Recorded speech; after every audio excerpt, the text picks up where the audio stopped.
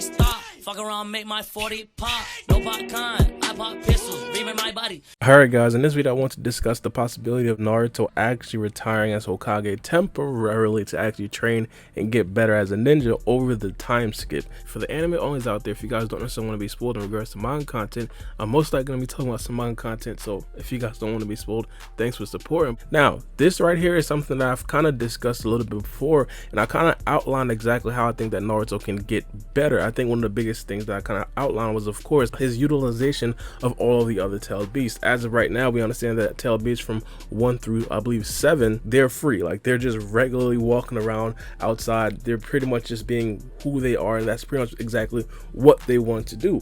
But if Naruto wants to get serious in regards to actually gaining power, I think one of the best things that he himself could potentially do is, of course, become the Jinchuriki of all those other 7 tailed beasts. I think that right there in itself, absolute lowballing Naruto, would probably put him equal to what he was with the 9 tails. But of course, the biggest thing about this video is, of course, Naruto training with the other tailed beasts. And even if he doesn't actually become the Jinchuriki of all the other 7 tailed beasts, I think one of the best things that he could potentially do is sign a contract with other 7 tailed beasts and be able to summon them on command whenever he wants to. Not only for the tailed beasts solely becoming a summoning jutsu, because obviously them on itself are very powerful beings, but of course they're pretty much huge storages of chakra for Naruto. Now of course we understand that Naruto still has some Sage 6 path chakra. Naruto isn't Uzumaki, he still has some of the hugest chakra reserves that we have seen, but of course it wouldn't necessarily hurt to have 7 other huge storages of chakra. And now not only that, one of the biggest things that I thought we'd see over the, I'd say 13 or 16 year time skip, over the time when Naruto actually finished the 4th Great Shinobi War, I thought that Naruto would be a lot more proficient in the abilities that we have already seen from Naruto. For example, even just the basic Genin level stuff, water style, earth style, fire style. Obviously we have seen Naruto use some of those things,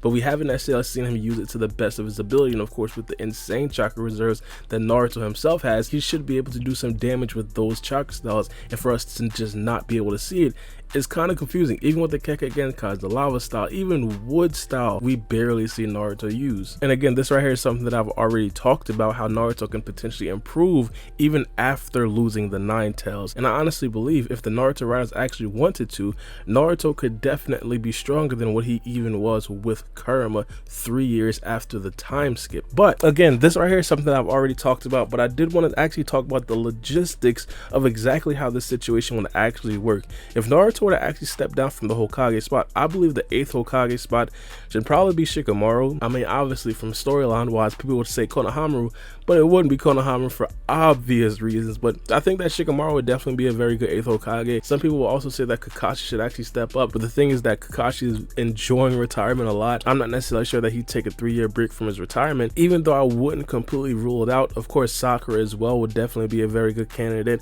I'm not necessarily sure that Sasuke would be a very good candidate because of his past. I think those 3 candidates right there, Shikamaru, Kakashi, and Sakura, would be absolutely excellent. And then obviously after the time skip, Naruto would then be reinstated as the 7th Hokage. Now a couple of things would be very, very good with this. The first thing being is that Naruto would be able to have the freedom to actually train on his own. The second thing would be he'd have the freedom to actually train with Sarada. This right here has been something huge I've been talking about throughout the past couple of videos, how Sarada over the time skip isn't necessarily completely penciled in to train with Naruto because he is the Hokage, but if he does step down a little bit, he could then take a more active role into actually training with Sarada. Not only Sarada, but also Kawaki, Boruto, and Sasuke as well, if he chooses to. Now, before I go any further, I do want to point out some of the clear downsides to Naruto potentially stepping down from the Hokage spot. I think one of the biggest downsides is going to be the fact that he doesn't have complete control over all of the Hidden Leaf decisions, and this has been no surprise to anybody else.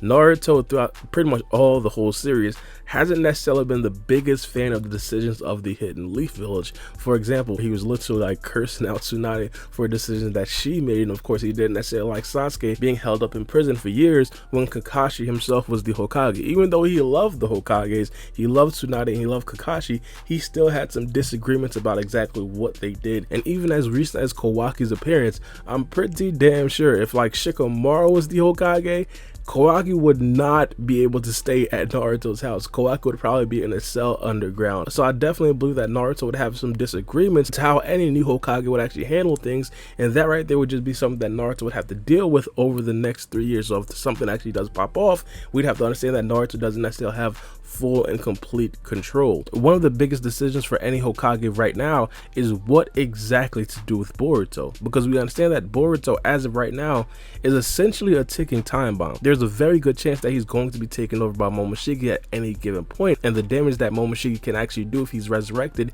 and no one's around him would be absolutely astronomical. So I think Naruto right now, he's being completely easy on Boruto. Boruto is allowed to damn near freely walk around the Hidden Leaf Village. Hypothetically, if Shikamaru was the Hokage, I completely doubt that would be the case. I'm pretty damn sure that Boruto would be on like at least, like the softest Shikamaru would be, at least 24/7 surveillance with multiple Amu Black Ops around him. The surveillance would be even more apparent and more overt than what Kawaki has around him as of right now. But for a lot of other people out there, for me and potentially even Naruto in the future, if he does actually decide to step down as Hokage, the upside can definitely outweigh the downside. We understand that as of right now, we're coming to problems with a bunch of cyborgs. The Kado organization, or the new Kado organization, they are pretty much on the prowl, and I believe if hypothetically they don't actually attack Naruto before the time skip, Naruto and Sasuke both can definitely be a lot stronger than them post time skip, and that right there in itself might actually be an easy way to actually defeat this quote-unquote new Kado organization. Not only that, we understand that the Otsutsuki members are pretty much going to be a prevalent part of the Boruto series.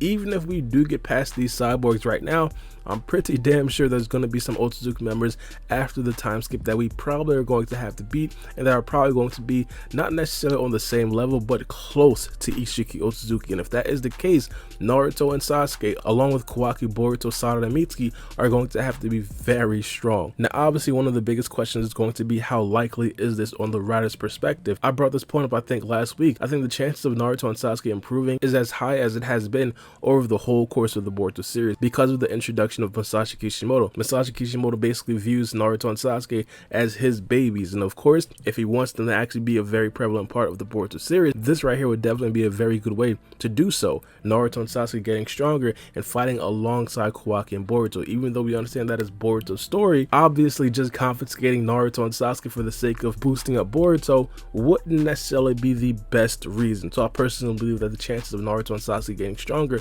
is as high as it is now with Masashi Kishimoto writing the story. But let me know what you guys think. Do you guys think it would be a good idea for Naruto to actually retire as Hokage temporarily to train over the time skip? Let me know what you guys think. But it's me here, boy Baara B, and we out. It's a knife.